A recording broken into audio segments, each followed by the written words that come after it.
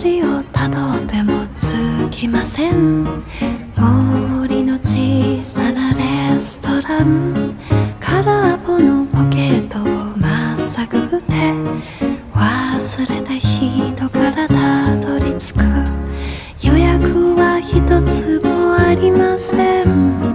森の小さなレストラン、空席だらけのランチ時、小鳥がパタパタ笑ってる。チュルチュンチュンチュンチュンチュンチュルチュン、チュルチュンチュンチュン